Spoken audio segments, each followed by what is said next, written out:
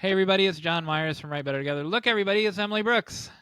Hello, Jon Meyers. We're interrupting the internet, the entire internet, to tell them about something big. So we're going to have a new webinar in January of 2025 on January 16th, which is going to be the third Thursday at 5 Pacific, 7 Central, and 8 Eastern. And we're going to be talking about perfectionism. We've spoken to so many people in our audience and in person and online that struggle with having to have it perfect before they show it to anybody, before they send it off to query, before they do anything with it. And poppycock nonsense is what I say. What do you say, Emily? Yeah, and it shouldn't stop us from feeling like we are writers too. We can say, I'm a writer, even if you don't feel like your work is perfect. And so we're going to work through that on the webinar with your help, because you're going to be there, just like on our last one we did. Your shining bright faces will be there asking us questions, and we'll work through the discussion. Yes. So if you want to join us, you can go to writebettertogether.com/contact and fill out the form and just put January webinar, and we will add you to the list. We will send you a link on the day of. We'll also be live streaming on Facebook and YouTube. Great. I'll be there. Me too. We hope to see you all there.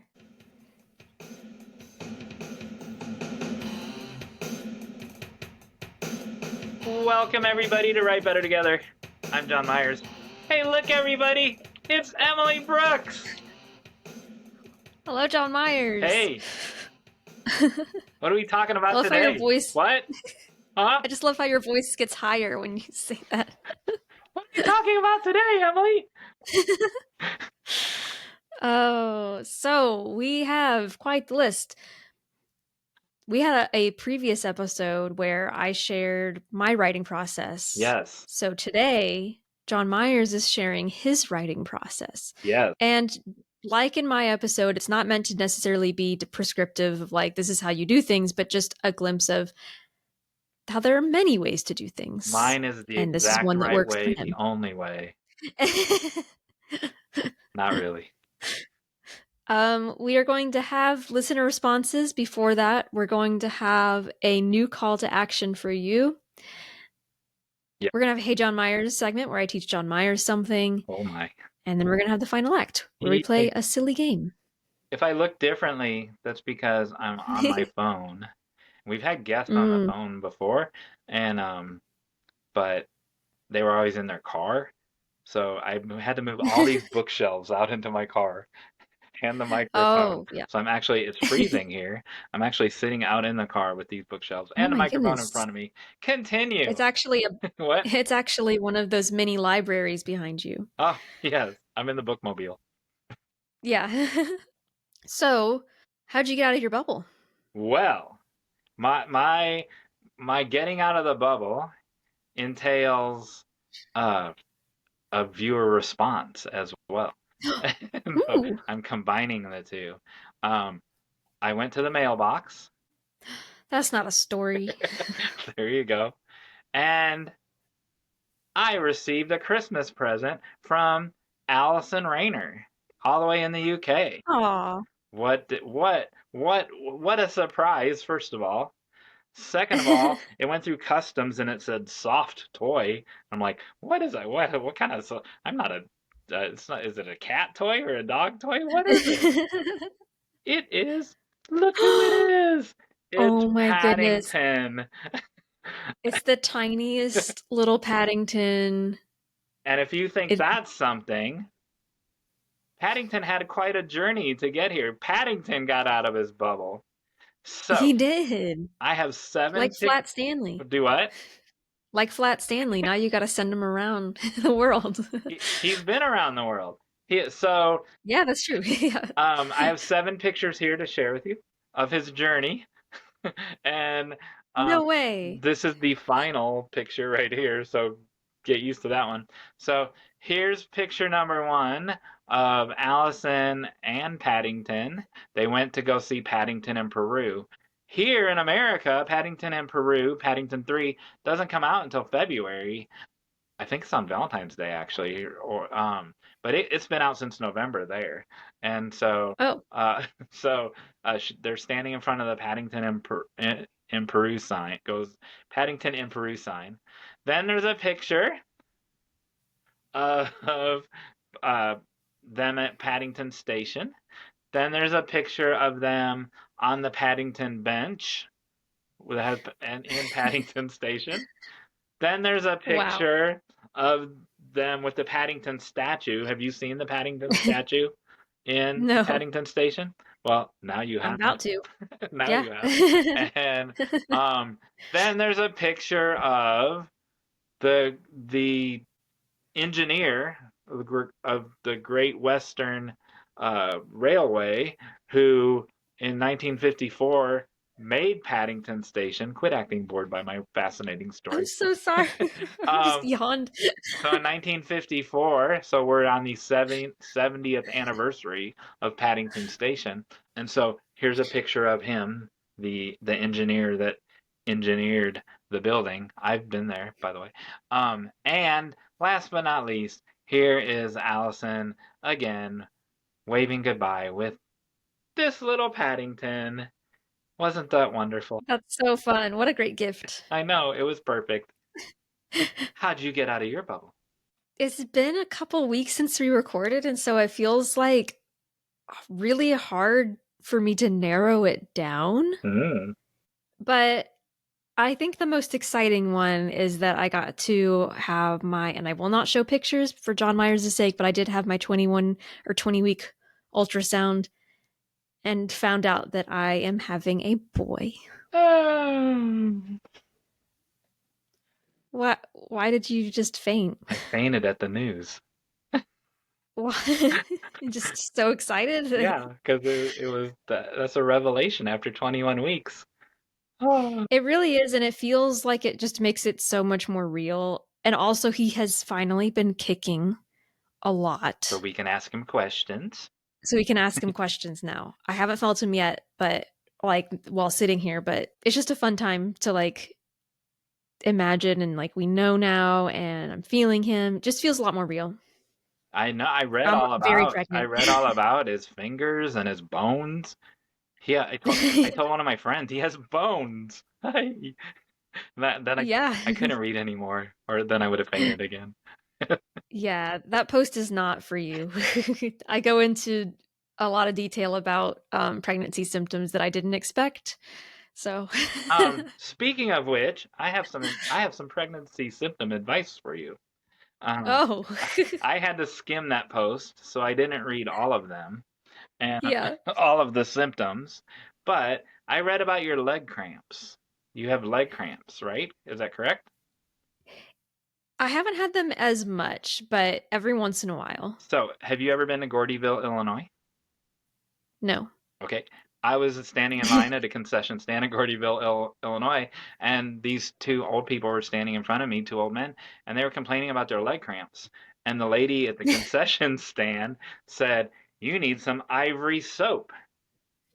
Yeah, What? there's a bar of ivory soap. I brought a prop just so I could explain this to you. And they did what you just did, Emily. They went, "What?" And she's like, "You put a bar of ivory soap, it has to be white ivory soap, underneath your sheets down by your your shins or above your ankle or your shins, and you just sleep on it and you'll never have leg cramps again." I have never had leg cramps, so I didn't know if this was a true thing or not. Fast forward 60 days when I go back to Gordy. This is 30 years ago. I go back to Gordy when we were just babies. When we go Yeah. back to Gordyville, Illinois, and I hear the lady talk to one of those same guys 6 months later or 60 days later, and he's like, "I want you to know that advice you gave me about the ivory soap works and my leg cramps are gone." And so at the time, my friend Bob, not the same Bob that we have, my friend Bob, who's now passed away, rest in peace, he had terrible leg cramps. He was like 80 at that time. He died when he was in his 90s. And so I told him that great advice. and he used it, and he didn't have leg cramps for his last 10 years. So I saw you said eat magnesium, but just put this under. This is Yeah. I am not a doctor. This is not official prescriptive advice, but I know 2 different people now that has worked for. So let me just clarify, is it just sitting at the end of your bed, or are you specifically like laying your legs on it in a way that like fixes your posture, or No, it's under like your sheet, so it's under it's your just fitted sheet under and the just sheet? in the general vicinity of your shins. There's no way So you like you could but sleep you're like laying on it if you can, but there's or no just way you next can to stay on it the whole night. So it. I'm glad it worked for some people. 2 people. I'm really curious about the science behind this soap. You'd have to go to Gordyville and ask the concession What stand is in worker. the soap? But that's a true story. Well, excellent. There you go. I can't solve those other problems, but that one, I don't know. I could wash your I want to know, this isn't a call to action, but before we get to listener responses, like I want to know other people's like remedies like that. Like what are some things that you do that don't know why it works, but it does. And if you start talking about too much of the gooey, icky stuff, I'm gonna have to wash your mouth out with this soap. That'll solve Yeah. everything. You can't go into detail about symptoms because Jon Meyers will pass out. I'll faint for a 3rd time. Um, Wonderful. Great. There's a new segment. Now that you What? know that you're having a boy, it'll take 30 Oh, seconds every week. There's a oh new no. segment called Reasons My Kid is Crying. For the next however many weeks until your boy pops out, I'm going to give you reasons so you will be prepared of why your kid might be crying. And I'll make sure I only Okay. pick boy ones. This book is by Craig Pembroke. So here's the first installation of Reasons Your Kid is Crying. It's totally appropriate for our show. Right there. See that boy? Yeah. I broke his cheese in half. Oh. There you go. So be prepared. That's segment number 1, and we'll do that every week when we end the getting out of the Great. little. Awesome. Love it. Don't say I didn't prepare you for this boy. We do have listener responses. We always ask that you all write a review and say that we would read it. And then this one somehow got under our radar. It's really hard to find reviews for some reason. I don't know how. It's really hard. But anyway, this one was actually written all the way back in September. But I want to share it because it's so sweet. It says, inspiring and encouraging, 5 stars. Write Better Together is a treat. Emily and Jon, Jon Meyers. Oh, wow. They know. They know. Have a great concept, encouraging writers of all types and levels of experience to move past the excuses we make, our own fears, and the dreaded writer's block, and to step into the freedom of just doing it, to just write anyway, which also happens to be the name of their new book. Run, don't walk, to go find it once you have finished this review. Or go now and then come back. I'll wait. This person is funny. Emily and Jon Meyers are fun, quirky, open, and unrehearsed. Quirky. They bring a wealth of experience and knowledge to the table, and they add even more experience and knowledge through interviews with their frequent guests, people from lots of different corners of the world of writing who cover topics both expected and unexpected, but always insightful and helpful to the writer, seasoned or wannabe. And since writers absorb much of their resource or source material from reading, observing people, and just paying attention to life and the world around them, Emily and Jon Meyers add in every episode random bits of trivia and games for fabulous prizes, in quotation marks, which sometimes work and sometimes fall a little flat. But as I said, they are unrehearsed. Whether they are discussing birds or Jon Meyers' quote unquote stupid walk, his words, the listener viewer will always gain a takeaway.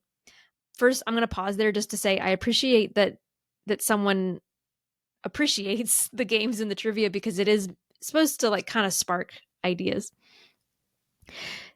This writer had already benefited from the Write Better Together podcast. It has helped me push through times when my mind felt stalled. I have learned even more about networking and publishing, aspects I had not considered, such as the role of mental health in writing and the important fact that writing is meant to be less competitive then collaborative.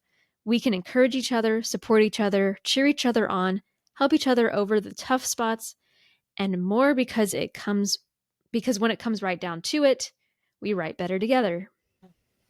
I want to know who that is. I Identify know, yourself, it's so listener. nice. There isn't a name on it. It's just so kind, and I appreciate this person going into detail to really tell people what we do. They clearly know like every little thing to know about Stupid Yeah. Walk and to know that I use. Yeah, they did all our little I references. I know. love They it. need to come on while you're out having the baby, whoever they are. They Yeah. could just plug right in. I love it. So thank you so much, listener. We appreciate it. Yes, that was wonderful.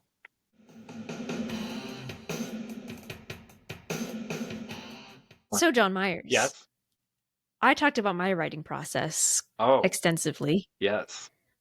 So, I want to know what you do. And I'm curious about if it's how it differs when you're writing screenwrite, like when you're doing scripts versus when you're doing novels, etc. But I'm going to let you just start that because you probably have a much better idea of where you're going. So first, well, I want to ask you a question because I like to turn the Oh. tables on you. We didn't talk about this.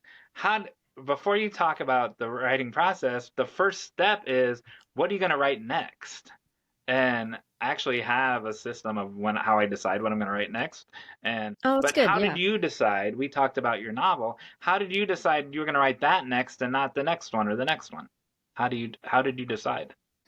To be honest, it was I didn't have that many ideas. Like I had a Oh, scattering of ideas, but I didn't have any solid ideas going forward. So it wasn't like I had like 10 ideas and I was like, "Oh, which one am I going to do?" It was I've got these little snippets of ideas. How can I combine them and make them into, something interesting? And then I just kind of latched on to what excited me the most.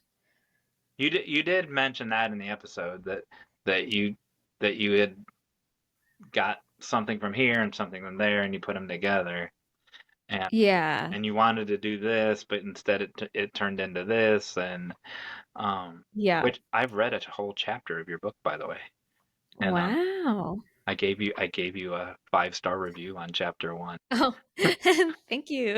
um so uh it's funny that you said 10 ideas because I keep a top 10 list of my Oh, next. great. So, future guest Kirsten Modulin scrolled through her phone of her 400 ideas that she has at all times. Yeah. I keep a top 10 list, and um, I've only varied from this once, and I will tell you about it now.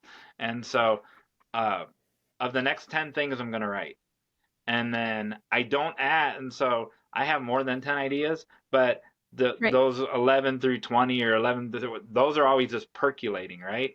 And so when I write number 1, 2 moves up into that spot, 3 moves up into number 2, 4 moves up into number 3, and like that. Yeah. The top 5, they just move up.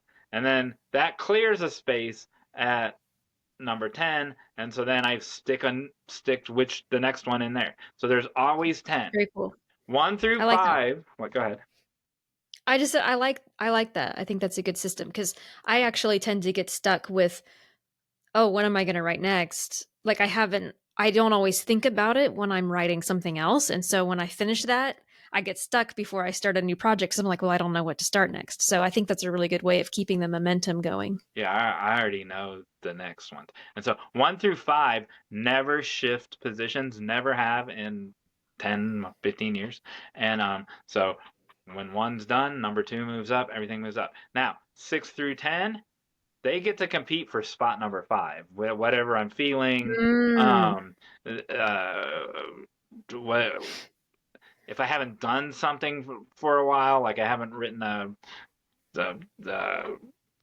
I had never written a thriller before, a supernatural thriller. So that moved up when it was down in the 6 through 10. That moved up because I wanted to hmm write something different that I hadn't written before. Um, and so those jockey for position for slot number 5. But I've never violated that until recently. I'm like something. You can already guess what it is because we've talked about it. Mm-hmm. Wasn't even in the top 10, but a certain celebrity screenwriter said I needed to have a Christmas movie in my portfolio. I didn't even have one in my top 10. And so not only did it leapfrog into the top five, it'll be the next one I write or number two. Because the next one, I already had the next feature that I wanted to write. Um, like there's already research started on anything. So if someone wants to pay me to to write the Christmas one, then it'll leapfrog to number one. If not, it'll I don't ever work on two things at once, so it'll Hmm. combat for the slot for number one because we've got books to write right now. Yeah, I know I'm a screenwriter, but we're too busy writing books for right now at the moment. Um, and which I'll talk about that in the second half of this part. So, since we had Judy Go Wong on after the episode, we talked a little bit about my Christmas movie idea, and it kind of made it more real Mm. because she loved it. So, um, and I think it's a brilliant idea, and Mm-hmm. so I can see it moving, even though I want to write the one that's in the first slot. I can see it moving into the first slot. All right, enough about that. Um, so when I start, this is how I start a script. Is that where you want me to start? Yeah. Okay. So I start with a log line. I Well, know wait a second. what? Can I actually ask? I'm sorry to interrupt. You have these 10 ideas. Yes, Can you briefly tell us where those ideas come from? my brain. That's, Um, I mean, it's a hard question. I feel like writers get asked it a lot, but no, I so like, are there practices that you do to conjure those ideas up? Do you think about it just all the time? Like, is there a process? so that's a good question. It's a two-part answer. So, the script that I'm going to talk about, my writing process, is Meeting Alexander, and it's actually a prequel to a previous script, um, Writing Aristotle. Both have won awards like at Atlanta and made it to second round at Austin. Meeting Alexander made it to second round at Austin. So when I wrote, this is going to answer your question. Don't worry. When I Oh wrote no, right yeah. when I wrote Writing Aristotle, I did a ton of research about the turn of the century, 1903, 1908, just stuff that happened when electricity was going across America, when phone lines were going across America, because it played an important role in that outlandish rom com. That was a period that I wanted to write about. When I got done with it, I really liked character number five. Her name is Constant, and I already knew about that time period, and so I'm like, I'm gonna write a prequel. So that was 1908, Writing Aristotle. I'm gonna write a prequel, even though the first one hadn't sold. Don't do this, people, because there's no reason to write a prequel or a sequel if the first one hasn't sold. Like, why are you doing that? And but I really liked this character. Her name is Constant, and so I'm like, I'm gonna give her her own movie. And so that was the impetus for that one. And what I didn't want to do a sequel with her. And so I went 5 years earlier. There's a married couple in the first one. And so I made the story ostensibly about how they met, right? And so Yeah. it's really not Constance's story, but she's still character number five in it. But she was my favorite character. Kind of like in Charlie Brown, how Marcy, Peppermint Patty's sidekick. Marcy, Yeah. like I just love Marcy. I think she's great. Yeah. And so Constance like her. She's not even in the top four, but I like her. Um, and so and I already knew a lot about that world, and so I did that. And then after that, I was like, no one does this. Like no one the two stories are totally unrelated. And but back like in the 70s, All in the Family uh spun off uh the Jeffersons and spun off Maude, and then Mary Tyler Moore spun off Rhoda, and no one does that these days. So I'm like, I write ensembles. I have 14, 16 characters. Each one of them can have their own movie. I like so. Uh, uh, I have 14 movies here, and Yeah. so Constant wound up not getting her own movie. She got to play a pivotal role in that second one, but uh, and I was telling a friend that I'm like, no one does that, and of like creating this universe and spinning it off, and they're like, have you never heard of Star Wars or Marvel? And I'm like, yeah, but that's not just regular like All in the Family, Jefferson's Maude, Mary Tyler Right. Moore Rhoda. Mork and Right. Mindy was spun off of the Happy Days, right? It's not like that's different somehow, but Yeah, they try, and on TV they do it sometimes, but it doesn't always go well. Like they tried to do the Dwight Schrute yeah, yeah, yeah. spin-off, and then that didn't really take off at all. But you don't normally see it with just a movie like that. In books, it's really common to have something spin off with a rom-com. Right. And then um so that's kind of the first half of your question is just wanted to explore this universe more of these Yeah. and it's not sci-fi or anything. It's just 1908 Pennsylvania and 1905 Pennsylvania. And then I wanted to do one at the turn of the century. So the next one was 1899 turning into 1900. And so that's where a lot of those come from. Um then in general, like Kirsten Modulin, but not as prolific as Kirsten Modulin. I just see stories everywhere, and Hmm. if it won't leave me, then it goes on that list on the Yeah. top 10 when it's ready. There, if it's not 11 through 30 are not written down anywhere. They probably should be, and but if it doesn't stick with me for a year, it doesn't wind up being Mm. in the tenth slot or until something moves up out of the way, and Yeah. so uh, All right. the one that I want and those can come from anywhere. The like uh, someone telling me I need to have a Christmas movie in a portfolio, right? So the one that's in the number one slot, if I don't do that one, is someone asked me to. So on my blog, I interviewed John McNally, and um, as an introduction to the interview, I told a story, a true life story. It it's not really dramatic enough to be in my memoir that I'm going to write in 2026. But a true life story about at a funeral, this lady that brought these cheese sandwiches, and like no one ate her cheese sandwiches, and I felt so bad for her. And No. uh, um, a producer in Canada said, out of nowhere, said, I read your introduction to that interview with John McNally, and you need to write a short of just that. Like it had nothing to do with the interview, other than there's a word in it that triggered the word that we talked about in the interview. And it's just you you've read our book. I'll tell a story, and Yeah. then there'll be some like tangent to the point I'm trying to make.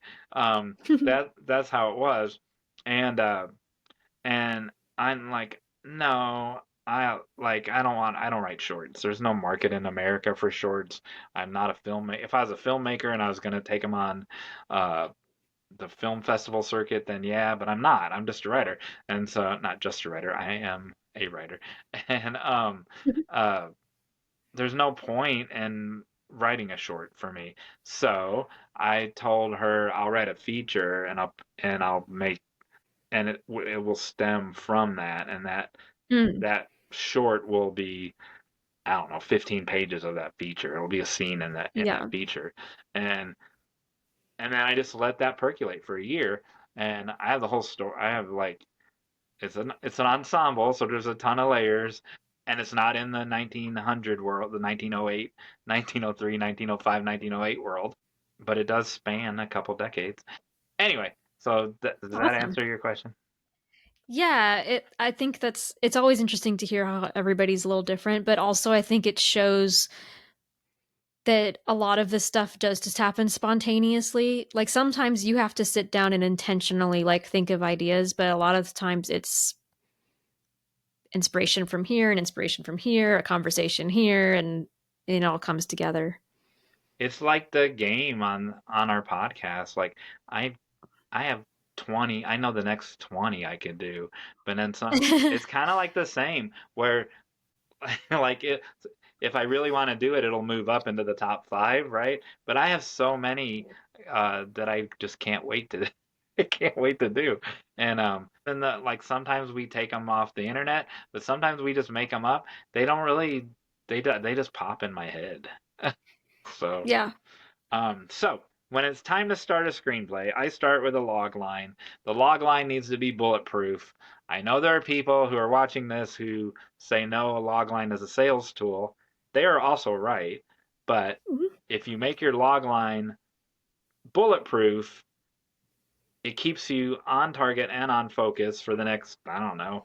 Well, I'll tell you. I like to write one screenplay a year. I like to write a feature a year. Everyone says that's too slow. I like nine. This is me. This is what I like. I like 9 months of research, outlining, 3 months of writing it. Mm. I've written five in one year, and I don't ever want Wow. to do that again. But I proved to myself I could do it, and Yeah. they're not inferior to the when I take a whole year. Uh, um, they're they're just it's a more focused, compressed amount of time. But the the percentage is still the same. Let's say I take 3 months. It's 2 months of research and outlining, and 1 month of writing, and then revision or revision or revision. But so yes, a logline can be a sales tool, but that like you're not you're not worried about that when you're starting. You're worried about keeping your story on focus, in focus. And William Martell does the same thing. It's bulletproof. You tell people, you tell other professionals, you tell your friends because they're your friends and your relatives. They're the people that see it in the theater, right? Don't be like there's some people that say, well, they don't know anything. Yeah, they do. They see movies every day, and then you learn who gives you good advice and who gives you bad advice, and you don't ask the bad advice people anymore. But you just weed out the bad advice. But and we've workshopped log lines on here before.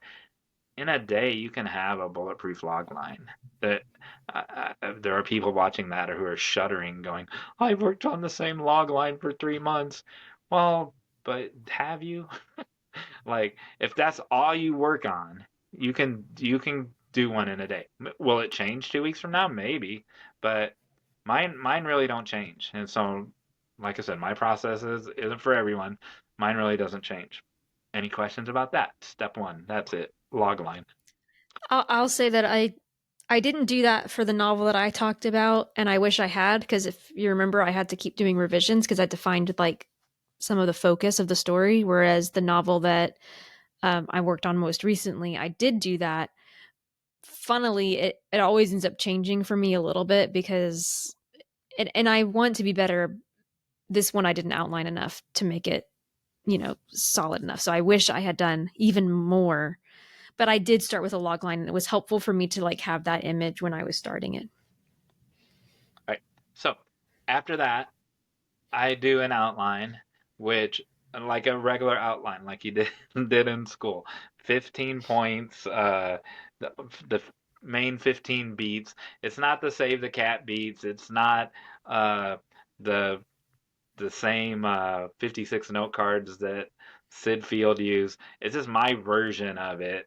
That I've just developed over the years. There's overlap. There's a midpoint in all, like in Mm. all, and no matter who your screenwriting mentor guru is, you're gonna have a midpoint. You're gonna have an inciting incident, and so 15 major points.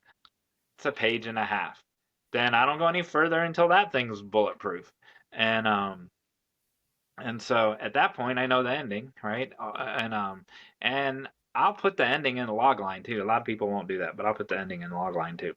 So then I write a what I call a treatment, but there are people who are listening go, that's not a treatment. A treatment's a sales document. Well, I write a prose treatment. It's not a sales document yet. I write a prose treatment. It's also called a scene by scene. It's also called a Mhm. scriptment. All of those terms, I use those interchangeable. Some people don't. And so each scene gets a paragraph. And so if there's 144 scenes, uh, then it's 144 paragraphs. So for a 112-page script, let's say, this thing is 30 to 36 pages long, always. And it's basically a short story without like without transit or not. It's more than a short story, but it's basically the story in prose without any transitions in it, right? But it reads like a prose document. If I think of a joke, I'll put it in there. That's why I call it a scriptment, because if I think of a line of dialogue, I'll put it in there. Um, Up until 5 years ago, there was a step in there of note cards. And note cards, when I started, so Sid Field in story, or in screenplay, which one is it? It's this one, screenplay. Uh, I think he uses 56 note cards, if I remember correctly. Might be 54. It's been 20 years. And that's not enough. Movies these days are faster. There's more scenes. Um, Yeah. uh, the the last one when I was new, I remember I did one with 72 note cards, and then still have a picture of it somewhere. And then I did one with 96. That's a good for me. That's a good number. 96 scenes. That might change, right? And a, a train trip across the country. That's more than one scene, right? But it might be back then. It might have been one note card or whatever. Well, those paragraphs are basically the note cards now, and so I've cut that step out. I don't really move like if I do move them around. Uh, I move around the whole paragraph in that document. So, if you don't do it on note cards, what kind of document are you doing it in? Are you doing it in Word or whatever? I used to do it in Word, but now Final Draft has note cards in it and has outlining tools in it, and you can do everything that I said um, in that scriptment. You can do it all in Final Draft in the outlining tools, and then it's right there. I used to do it like in Yeah. a Word document before. This is like I don't remember when they got those version 9 or whatever. Uh, then I would cut and paste it into the script thing, and I just keep pushing it down, and I'd pull up a paragraph, and then I would Yeah. write that, and then do that. You don't need to do that now because you can move the little sections around in Final Draft. So that's super helpful. And then Yeah, that's exactly why I use Scrivener same thing, because you can it's move it it's around. the same kind of thing. Yeah. So when all that's done and it's time to pop open the screenwriting part of Final Draft, I get to have fun because all the heavy lifting, all the furniture moving, all that's done. And so I already know how it ends. I already know what's going to happen in the second half of Act Two. I know all the things already. And so I just get to have fun and make it light and breezy and tell more jokes and all the heavy lifting is done. I want to go on a side thing here. There's a in screenplays you don't write them like a novel where you describe where every desk and like I'll say you're describing an office. We'll use the office for an example, right? Um, since you brought up Dwight. Uh, Yeah. in a novel, you would say, well, Jim's desk is here and Pam's desk is here, and you would explain where everything is. You don't really do that in Right. the screenplay. You say office, and then Yeah. if it's important to the plot, if Jim's desk has to be across from Dwight's, right? Then you would say that because they're Right. not shouting across the room, and but so if it's important for the plot, so I'm in between, and so um every screenwriting guru would say that's too you're being too much like a novel. We don't need to know where all the desks are. No. I have 16 people. I need to know where the desks are. And it does matter when Bartleby pulls his uh, drafting chair from that desk and scoots it over by the girls' drafting. That all of that Mm-hmm. matters, and so there's a lot more detail in my screenplays and than in most screenplays. But there's not a wasted detail. So why is there an analog clock up on the wall instead of a digital clock? Because that those hands on that clock will matter in Act Three or something. So there's Right. just a lot more detail, but it's all involved and it's all used.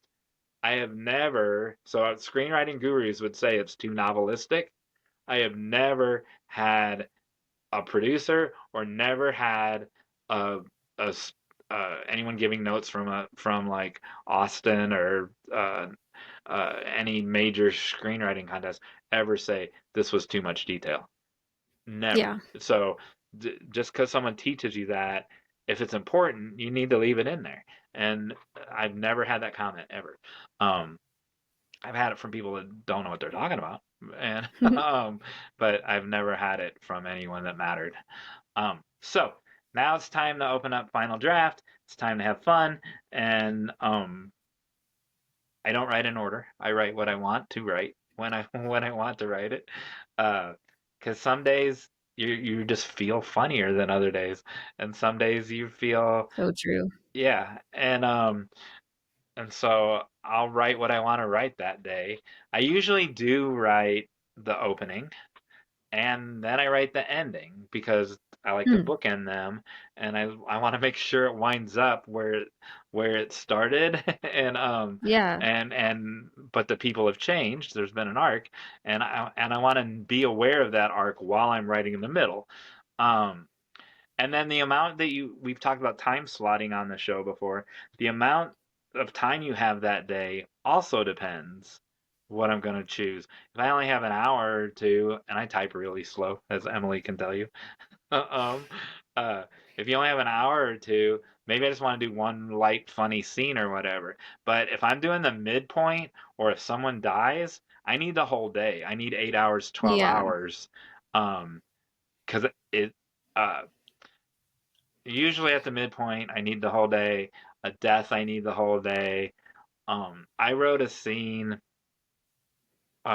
where I don't know, character number six, she's a pole vaulter, and I needed the pole vaulting.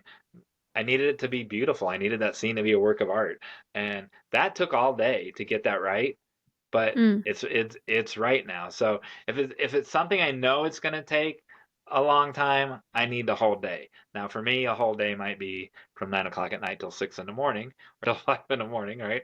And because I'll work at night, and but I need that big chunk of time for anything major, and then there really isn't a I save this for last. It's just like all of a sudden after a Mm. couple months it's done. I've written everything on the outline is now, oh, I got to do this one more thing in act at the end of act 2 or whatever. And then I'll give it a once over, make sure it all flows, and then I let the beta readers start reading it. So I've over the years cultivated group of beta readers. One I've lost now, but she was like basically surface level proofreader, like when Brian Baker does his proofreading, right? To make sure that there's no punctuation, misspelling stuff. Kind of like what you did Yeah. to my chapters on my book, because I can have two spaces after a period and stuff like that.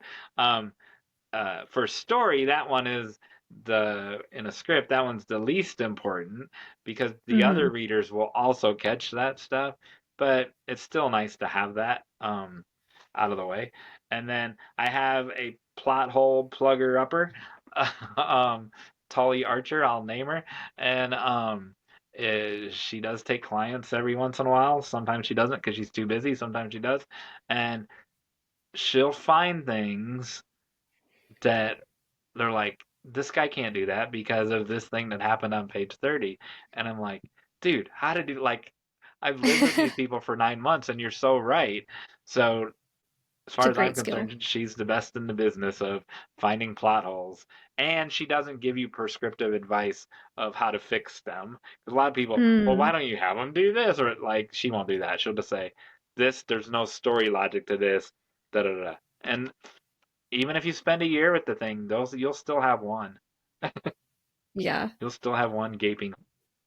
So I have another person who just loves my writing, and uh like I don't know what's wrong with him. No, I'm kidding. But he acts like just like every word is golden, and so he's always my last reader. Because he will find things inadvertently that because it's 99% praise or 97% praise, but there'll be one or two or three things where like this didn't make sense to me when like this girl drowned. Why did she go to the end of the pier in the first place, right? And Hmm. so stuff like that, and he's always right. Like he's never questioned something that he wasn't right about. And I'm like, yeah, you know what? You're right. They're like she did it because she had to do it in this story, but you're 100% right. And Right. so he reads last, and then I'll do one last thing, and then it's done. It's time to move on to the next one. That's awesome. Questions? I don't really have a question, but I was thinking about the step where your scriptment is very similar to what Matthew Right. Huddleston, Dr. Huddleston does, His who we had on. his seven And layers.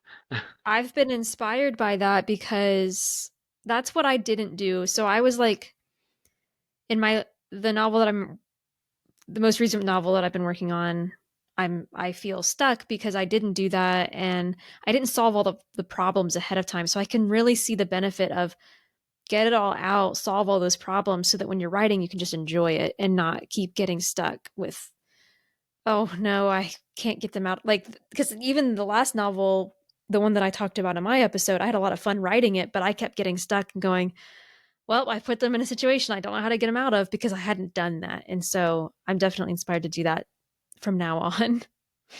Uh, uh, yeah, so let's talk about that for a little bit. So I started a novel 3 years ago, and it's still not finished. And it's because I think because I didn't do the scriptment. I did an outline, right? I know where the story ends. I know the beginning and middle. Quit acting bored by my story. I'm sorry. It's the afternoon. Baby Brooks, kick her and keep her awake. Um, so, but I That's didn't do. exactly why I think I haven't worked on this. I keep saying the novel I'm working on. I'm not working on it because I'm frustrated that I didn't do that and now I don't know how to go back to it. For, well, so uh, the next section of this, I'm going to talk about the novel that I'm working on. I'm not working on that one that I started 3 years ago, and I will not when the one I'm going to talk about in a little bit, when that one's done, I will but I'll just start over. I'll keep what I have, but I will do the Yeah. scriptment that I need to do, and the other thing I wanted to say about this when it was note card scriptment. So the reason I'm calling it scriptment is because it has some lines of dialogue and some jokes in it. I used to write those on the back of the card. So the Hmm. front of the card would be all the stuff that happens, and then the back of the card would be the joke or the line or whatever. Yeah. Now it's just all there. I should color code them. Um, Mm. Listeners, if you color code, tell us about that. And then up at the top of because I have 16 people and everything. Up at the top of the card, I would put who all's in that scene, like just their little names, so I would remember. Oh, we haven't seen Constant for a while, or we haven't seen Mary for a while. And Mm. now I do that in. I do already. The final draft does all that for you in the Yeah. outlining stuff.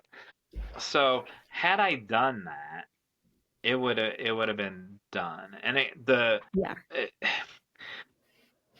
it's probably a third of the way done, but I think when I do the scriptment, it won't even be now. It's going to be 20% of the way, a fifth of the way done, right? Because I'm getting better than I was three. I'm better than I was 3 years ago. I knew better. I don't like I was in such a hurry to I wanted to hurry up and get this novel done. I had told people about it. I had put it on my website that I didn't do the outlining that I should have done. I did it, but I just Yeah. didn't do it as thoroughly. Um, so will it be better? It's really good. So the third that I have done is really good. Um, it's hard to classify what it is, but I'm very proud of it. Remember when I told you on an episode I turned it into a book of poetry? I took chapters and pulled Yeah. paragraphs out and turned it into a book of poetry. Uh, nothing ever happened with that. Mm. When I submitted it, it didn't win or anything. But now I'm thinking, now it's two books. So Yeah. they're companions to each other. Anyway, so you ready for part two? Yes. Okay, part two is I'm writing a novel, people. I'm taking an unsold pilot. It's a couple years old. It won one award. It's a ensemble, big surprise. It's like Cheers meets Faulty Towers. There's a there's a there's a father-daughter dynamic. There's a father and a uh, Cheers meets Faulty Towers meets Felicity meets the Gilmore Girls meets. Um, so there's a father-daughter dynamic. The father also has uh, a nemesis. It takes place at a in a bistro pub, um, but that's just where it takes place. It's not about the bistro pub, and it's a solid pilot. But to turn it into a novel, the reason I did it is because the outline is really strong and the story is really strong, and I figured that I could do it in a shorter amount of time than writing one from scratch. Well, guess what? I'm writing it from scratch because it's a totally different beast. Um, it's still Mm. gonna end the way that the pilot ended, and it starts the way the pilot starts. But the stuff in the middle is totally different, and it's very freeing. Today Mm. is we're recording this on January 7th, and I've worked on it. I was gonna work on it every day of January, and it was gonna be done in January. That that's that's how convinced I was. So I've worked on it 4 out of 7 days. So there were 3 days I didn't even work on it, but I thought about it. So that process, it's already in Final Draft, and so I'm using the Final Draft novel uh, template, and but it's not the same. Uh, it's like if you've ever seen a movie inspired by a song, you can't just write the lyrics of the song and then that's your movie script, right? It's just inspired by it. So this is a novel Mhm. inspired by the TV show, by the pilot, but it's not the same thing. Right. It's not the same vehicle. It's not the same platform. And so the outline it has to be totally different, which is what I'm working on now. And there's so much more opportunity. It's very freeing. Um, it's going to take longer than I had hoped, but it shouldn't take, even if it takes twice as long, it shouldn't take that much longer, I don't think, maybe. We'll find out. There are, here's a super way that it's freeing. Even though I do ensembles, I still have budget in mind when I'm writing a screenplay, right? And Yeah. there's no budget. I don't have to worry about that writing this Yeah. novel. And so they can get there's more than two. I think there's only in the screenplay there's only two sets, and they can go anywhere. They can be in Yeah. different combinations, and it's very freeing. And I don't know why I didn't experience that on the first novel. Um, I think it's because this thing had its own outline to start with when it was the screenplay. Now it's different. Um, Bob Sines, celebrity screenwriter Bob Sines, will talk about a story spine, and I've actually taught my Mm, students about the story spine, and um, then the different things that peel off from the spine. Here's the spine, and then they come back up and around, and then they have to. I teach from top to bottom. So here's the beginning of the story. Here's the end of the story. If they go off here, they still have to come back and attach to the spine at the end. Is the way I do it anyway. And that's cool. so yeah, and it's fun.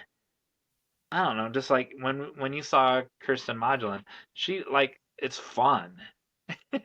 And Yeah. like her life is fun. Everything's fun about it. It's not hard it is hard work, but it's fun hard work. It was when you wrote your novel that I'm reading, was it fun? Oh, yeah, it was really fun. I It can was probably the most fun I've had. Well, maybe not the most. I've had different levels of fun for each thing I've written, but that one was definitely fun. it seemed like you were having fun with the people, Yeah. with the characters.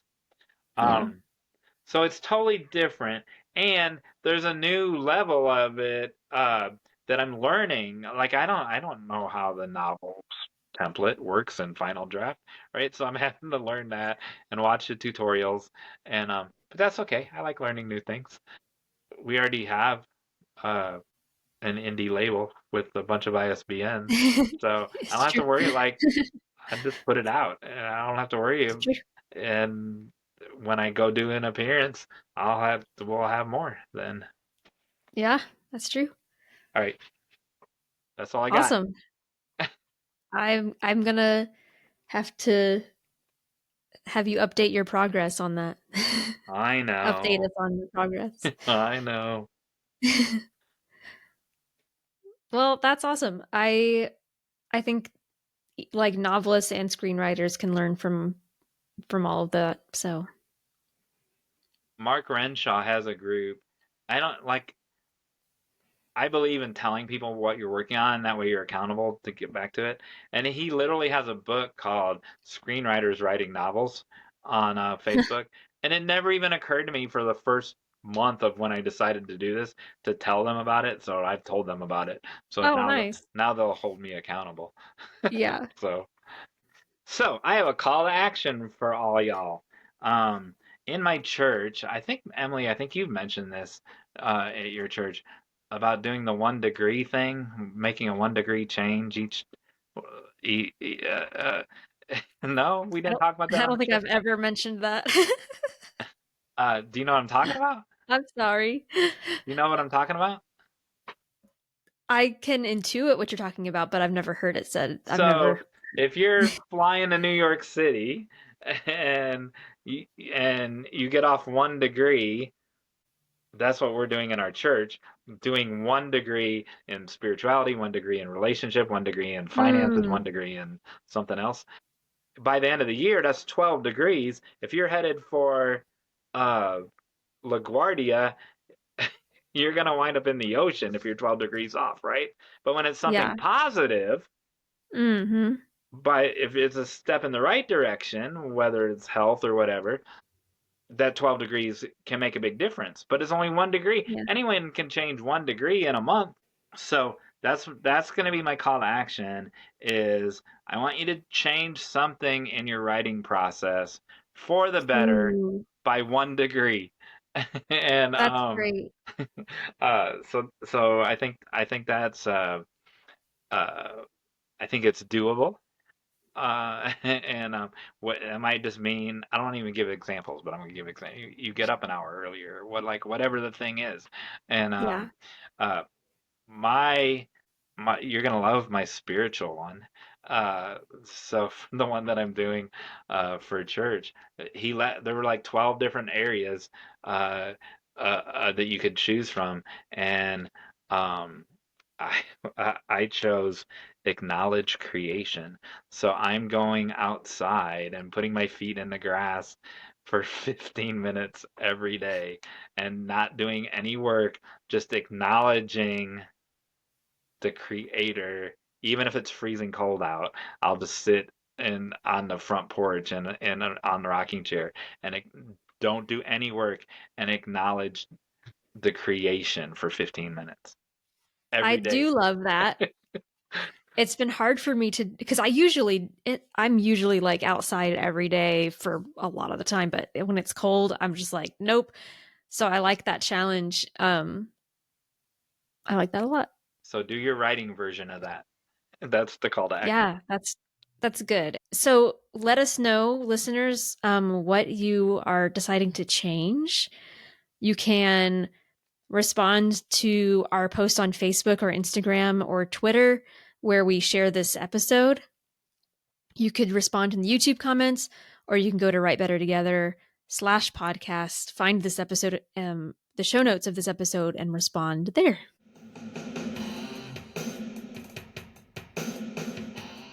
Hey, Jon Meyers. Yes?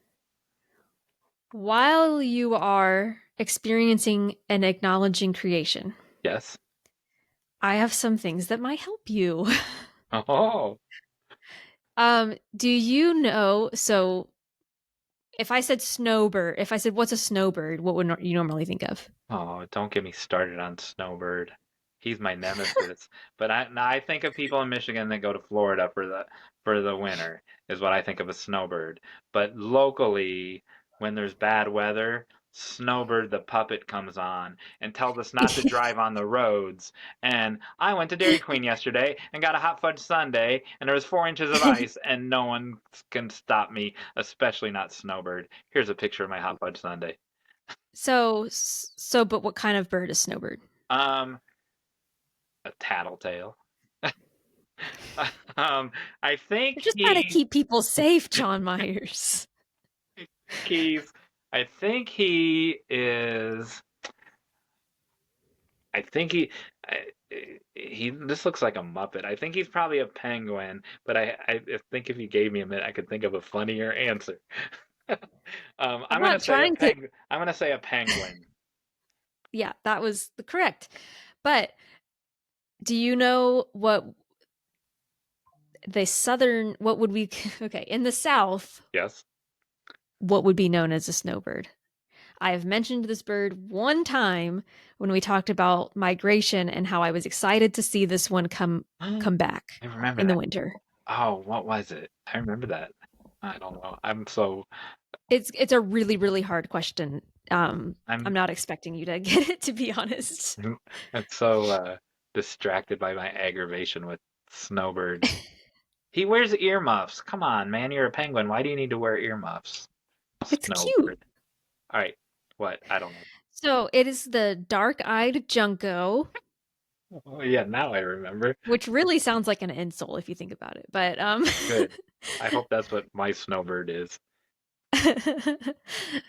I'm gonna have a picture here so that you can see one, but they are little sparrow birds. They are gray. They look very clean. They look like a clean slate, like a slate color. But they have white bellies.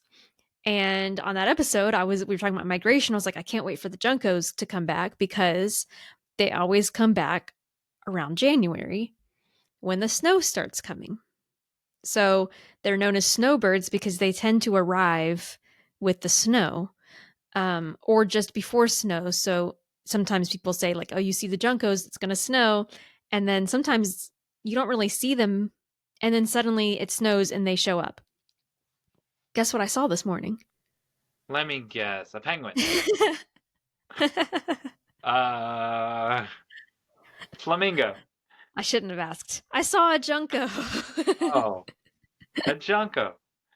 I saw at least one. And they're usually found on the ground in the snow. But it's only like a sprinkling right now, so there's not really much, but they're usually on the ground. They're really cute, have beady little black eyes. So when you're appreciating creation, you can look for the juncos. But I'm not just going to talk about those. When we talked about migration, it really made me think, why do some birds migrate and others don't migrate? Like why are there still cardinals around, but not other birds? Like I haven't seen a bluebird, right? I haven't seen a towhee, but I've seen cardinals and robins. Why are they here? And I think I asked this on a previous episode. Are there birds that migrate not south? Are there birds that migrate? There are, right? Swallows. Well, I realized that we made Capistrano, they go west. Well, I realized in the episode we were like, well, of course they do in the summer, but I get that what you're saying is that even in the winter, do they go north? I didn't find any examples of that though. Okay. Can I ask one more question?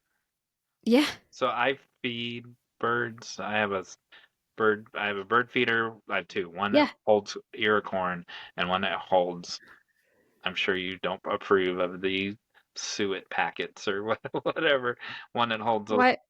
square, because they seem just like very commercial, and they leave a plastic thing and that I'm goes not going to judge you for feeding the birds. they leave a plastic thing that goes into a I'm sure it's landfill. healthy. But anyway, no one's eaten it in the last 2 weeks.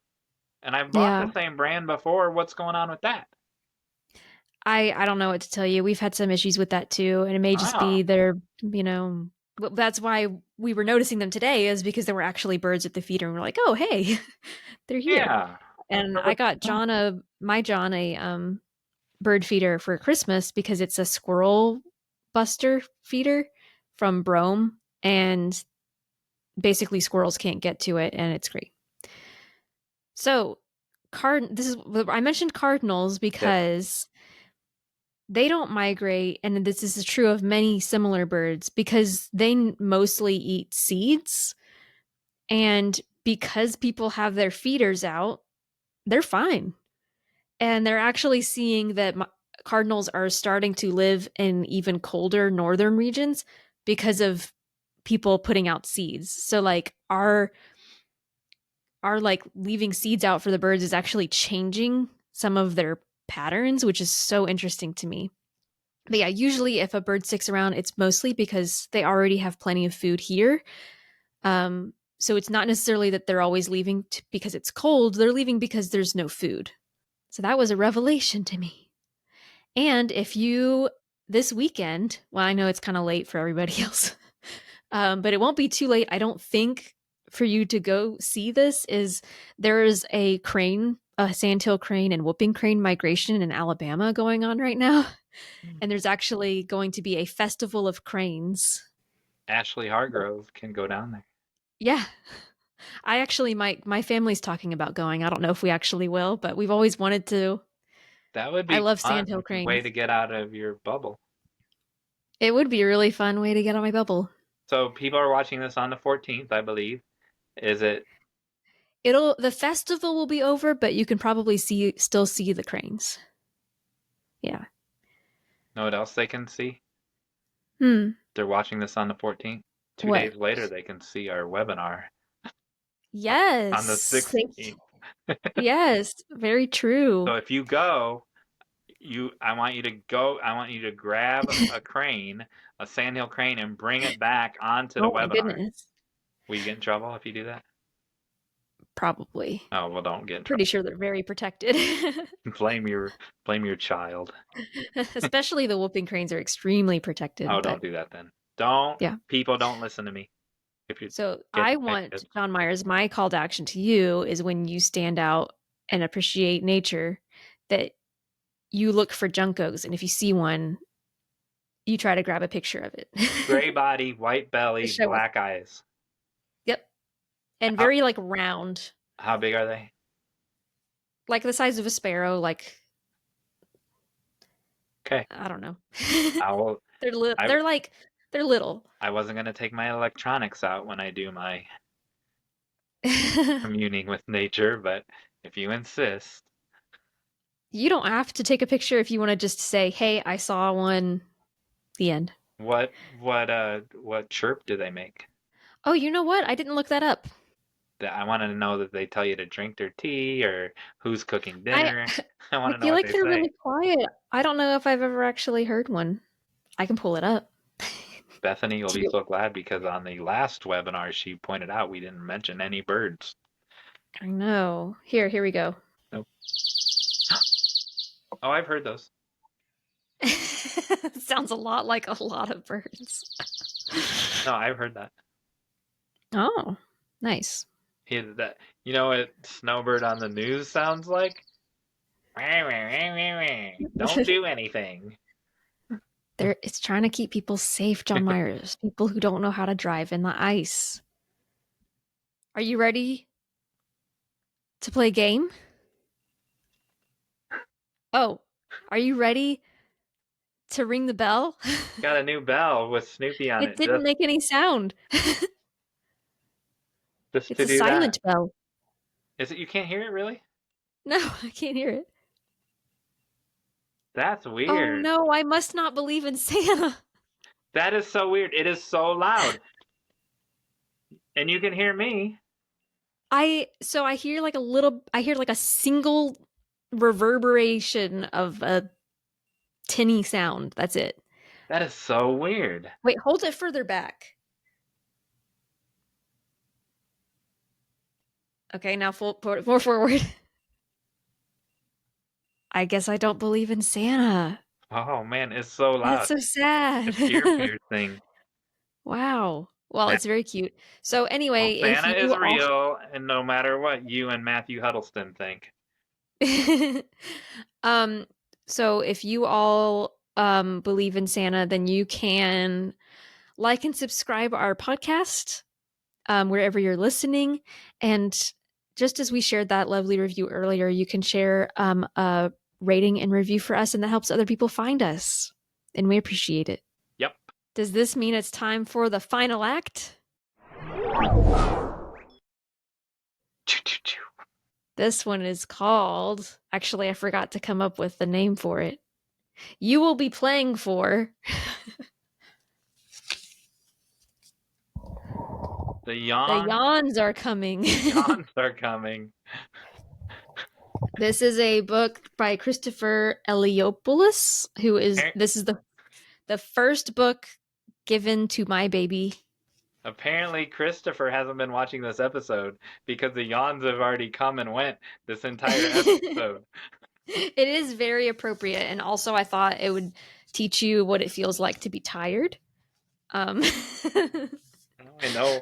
That's why you've been yawning the whole episode. I thought it was I thought it wasn't fascinating enough, but really you were subliminally influenced by those open, gaping mouths on that book cover. Just off screen. All right, I'm ready to play a game. I know that you told me to bring a drawing pen. Yes, so this is called Can You Draw It Blindfolded? But you don't actually have to be blindfolded. You can just close your eyes. So Jon Meyers is a regular cartoonist. I am. For the WriterCon magazine. Yes. So we know he can draw. Yeah. But can he draw with his eyes closed? You're like, I would not trust me to not peek. So I'm looking around for a blindfold. Because seriously, the original. I saw what some people do for this game is they actually do it on a paper plate that they put on their head, but that sounded too complicated, and I didn't know if you had a paper plate on their head. I don't know. A paper bag or a paper plate? A paper plate. And they draw on the plate. Oh, I'll do that. Oh, I mean, you can try to do that if you want. Hold, please. Okay, so like this or like this? Yeah. Which one? On your head. Like that. I'll make a fool out of myself for our viewers. All right, so I'm going to ask you to draw, and you're going to get points based on do not make this how many. Do not make this the screen capture for the beginning, please. You'll get points based on how effective it is. There are, let me see, I'll add them up. There are 7 points to give out. So I don't know, if you get 5 of them right, then you get the yawning book. Okay, I'm gonna have to switch from my Micron 05 to a Sharpie, right? So you can see it on a paper plate. Okay. Okay, I'm ready. Alrighty. Draw a tree. I have to draw 7 things on the same paper plate? It's not 7 things, it is 5 things, but some things count for more points. Okay. And I'm being The timed tree must look like a functional tree. as opposed to an out of commission tree. It shouldn't be, it has to be like connected. Okay. Okay. Draw a bed of flowers at the bottom of the tree. I just drew on my finger. Oh no. I can't draw on Sharpie very well. Are you peeking? How am I peeking? It's on top of my head. No, I'm I don't not know if you could peeking. see through it. I'm not peeking. What if the Sharpie goes through the paper plate and I'm writing on the top of my head? This is I a think that's why trick. they use the paper plate and not paper, maybe. Okay. Draw a bird sitting in the tree. I don't know where the tree is. Exactly. That's the point. You wait till your next game. Okay. You have two more things. Draw a doghouse to the right of the tree. I don't think there's room on to the right. Oh no. The tree's over on this side over here. To Oh, the right of the base of the tree. all right. Oh, the paper plate just bent. That's Don't tell okay. me to put Snoopy on top of it. I won't. Okay. Draw a dog to the left of the base of the tree. Oh my gosh, I told you not to tell me to put Snoopy on it. So the dog is sitting in the flowers? To the left of the base of the Where are the tree. flowers at? At the base of the tree. No, they're to the left too. They're supposed to be at the base of the tree. Well, they're not. When you're finished with that, you may reveal your picture. So, if To you're our looking to hire me as an editorial cartoonist, do not base it on this wonderful. Well, maybe you should. Maybe this is going to be so good. What am I being negative for? I think, I think, I think you should hire me based solely on this. Oh man, I did pretty good. Oh wow. Look at that. Okay. You are going so I see a functional tree. It is one piece. So you're going to get 2 points for that. Can I also point out that it did go through, so I probably have the same drawing on the top of my head? Oh no. Do I? Can you point out? I don't see anything. Okay. Where's the flower bed? Because I don't see a flower bed. Well, the dog's sitting on top of it. But there was a flower. There were 3 flowers. I almost drew a bed just to be a smart aleck, but you can see one of the 3 flowers right here. The other 2 are underneath the dog. I see. Okay. So we'll give you a point for that. Yeah. And the bird, I think I see the bird. Bird's right there. Yes. Beautiful bird. I believe it's a woodpecker. It does look like maybe it's a woodpecker. And then it does look like you have the doghouse to the right of the tree and the dog to the left of the tree. So Doghouse, Snoopy. Yep. You're really good at spatial awareness on top of your head. I am the king of spatial awareness. So you get the yawns are coming. Oh, I hope. Congratulations. Thank you. I feel like I earned that one, man. You really did. Before you That was say hard. before you say anything, I'm now drawing it with my eyes. So kill some time and tell the story or something. We had to at church.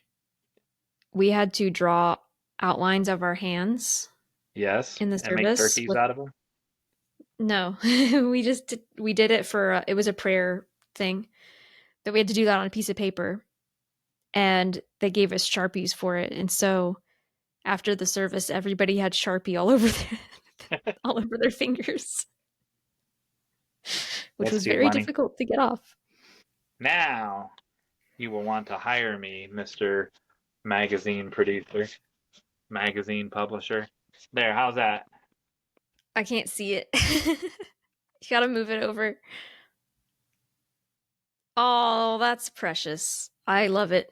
Which one's better? I mean, that's an easy answer. All right, thanks.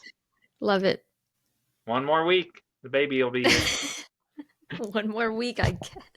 I hope not. Goodness. Well, listeners. Baby boy, Brooks. Baby Brooks. We couldn't have couldn't done it without have you. done it without you. I can't wait to teach him how to say that.